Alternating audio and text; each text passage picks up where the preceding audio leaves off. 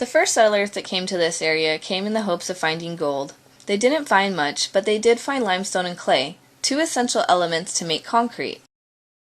The first cement plant was built in 1905 in the city of Cement City. The second one was built across the river from the first in 1908 in the city of Baker. The two towns decided to merge on May 8, 1909. They named their new town Concrete. Concrete flourished as cement began to be an important commodity for new construction projects throughout Washington.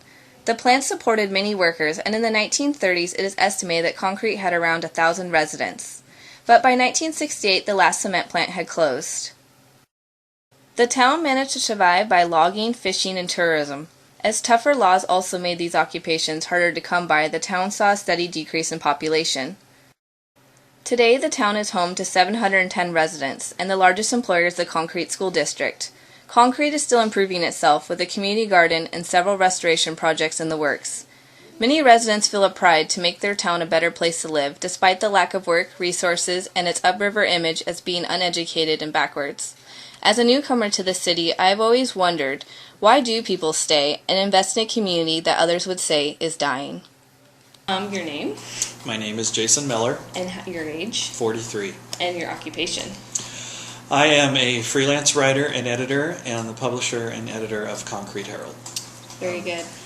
Concrete's worth fighting for because of all that it has to offer, and that is it has infrastructure. Mm-hmm. From a practical standpoint, it has infrastructure. It has a great little downtown with great structure there. It has a ridiculously beautiful setting within a very rural area. Absolutely beautiful. Can't be beat. That's what people, when I moved to Concrete, that's what people downriver said to me constantly. They said, "Where do you live?" Concrete. "Oh, it's beautiful up there." Constantly. Mm-hmm. And that's a huge reason to fight for its survival, its existence. And then the other reason is there's so many people here with history that goes back for decades.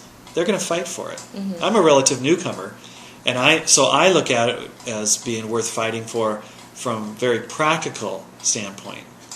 These people have deep, deep, deep emotional ties to it also. Mm-hmm.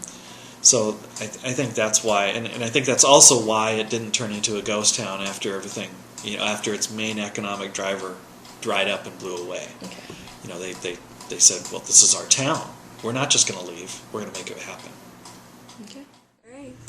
All right. Thank you again for meeting with me. And I'd like to just start with your name, please. Richard Frank. And your occupation?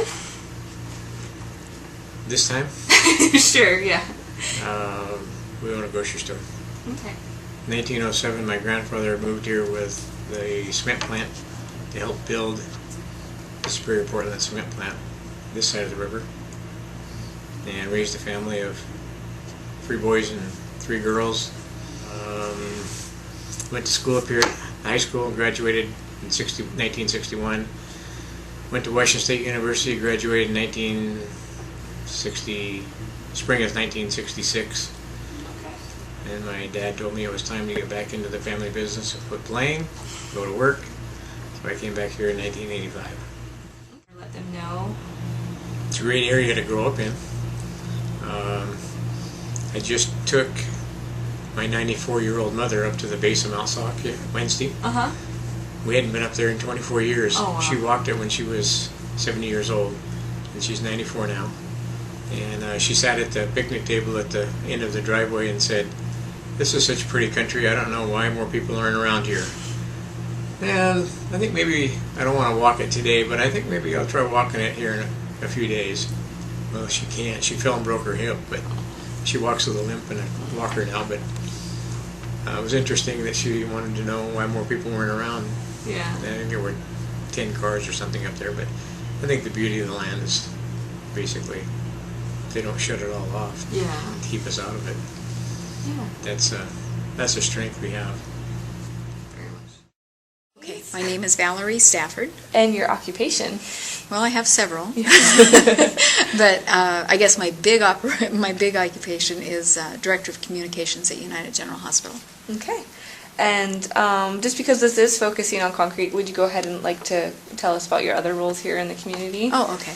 Well, I own the Concrete Theater, and I'm also the president of the Concrete Chamber, and have been for the last few years. And then, since you were born in concrete, do you have any idea like what circumstances maybe brought your family, your parents here to concrete? My dad was a logger, and he also, let's see, he started out as a logger here in town, and then he was in construction. And he was actually killed up on the North Cross State Highway when it was being built up there. So yeah, he was killed in a construction accident. Being in this community for some length of time, what strengths have you noticed about concrete as a community? Well, you know, when I lived here before, I swore I'd never come back after I moved out. I think a lot of people at that age think that there didn't seem to be anything to do here, and it just seemed very, very small, which it is. But one of the funny things was when I decided to move away, I had to really get very gutsy to move to Cedrowoli, because Cedrowoli seemed like a very large town to me. So that was a big culture shock. And then I moved to Mount Vernon and other places as well. But back when I grew up here, it just seemed like a very small place with not much to do. So I was anxious to go out and do other things in a bigger city. I think one of the neatest things about living here is that it is so small. Mm-hmm. Because, for instance, this morning we did a meeting where 15 people showed up, and I really only expected about half that many. But we're going to reinvent the Eagle Festival starting in January. So I just put that idea out there, and then all these people came together, and there's so much energy and enthusiasm. Even though it's a small group compared to maybe other towns, you can get so much done, because you don't have to go through a lot of red tape. There isn't a lot of hierarchy. There aren't a lot of territorial kind of things going on. So it's just really neat to be able to pull a group of people together and make something happen. Whereas in larger towns that I've lived in, you just can't have that. Mm-hmm. It just doesn't work that way. So I think that's one of the beauties of a small town, is that you get to know people, and you get to find out what they like to do, and you're able to coerce them into volunteering and really doing some neat things. There's so many. And I work at the hospital in Cedrowoli, which is not that far away. It's only 30 miles. But when I first went to work there 7 years ago, I was actually appalled at the stereotypes that even the folks in Cedrowoli have about people in concrete. Mm-hmm. And I've heard the same is true of people in Mount Vernon and Bellingham and vice versa. So I guess it's a natural thing, but people assume that everybody up here is uneducated and very low income. And while there are those problems, it isn't everybody. Mm-hmm. And there are really more and more people coming back that are educated, who have good jobs, or else the wherewithal to do things with their lives. So I think that's a stereotype that I'm constantly fighting. And even at the hospital, I have to keep reminding people that, just because they live upriver, which I hate that term, just because they live upriver does not mean they are worthless or drug addicts or, the things that people think, because that's what rises to the surface sometimes. Yeah. And especially right now with Imagine Concrete and all the things that are going on up here, it's really fun to see people talking about concrete and how much it's changed and how beautiful it's starting to look and how many things are getting done. Mm-hmm. So that's really exciting, and I'm very optimistic about it. Yeah. Allison Burton. And your occupation? I have two. I'm an infant toddler specialist for Head Start, and I also own a daycare center and after-school program in concrete. So what strengths have you found in the community of concrete?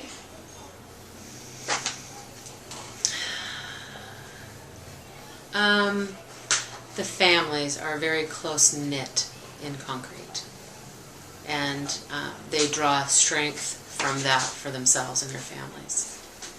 I think concrete has a unique thing going on in it. It's filled with people that come to concrete for the isolation of it. And of course for the beauty of it. It's a very beautiful community to live in. It's got gorgeous mountains. The school district is placed in a beautiful setting.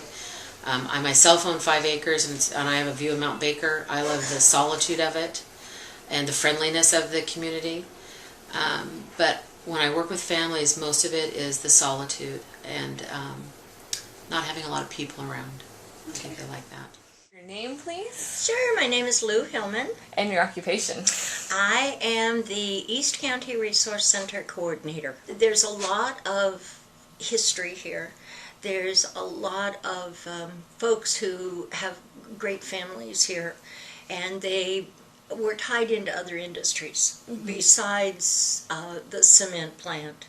There's an extremely overabundance of timber, and timber is a huge resource for our community as well as recreation, with the river right here and the mountains, the skiing and the snowmobiling, and it has kept people here in the area because they were born and raised here, or they choose to come back here, or whatever it is. But I think that's probably the biggest reason.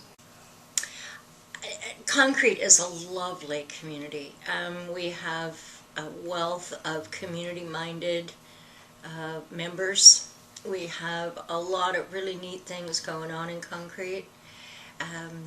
We have everything you could want. Again, clean water, beautiful trees, beautiful scenery, lovely Skagit River, great recreational opportunities up here. But the best part about Concrete is the people that live here. I decided to look up the meaning of the word concrete. Its definition is a building material that is a mixture of cement, water, gravel, sand, or rock that hardens to make a rock-like mass. When you think about the people who make up the town of Concrete, you can see they live by this definition. They are different elements working together as a solidified mass towards common goals of a better tomorrow. In essence, they are not just residents of Concrete, they are Concrete.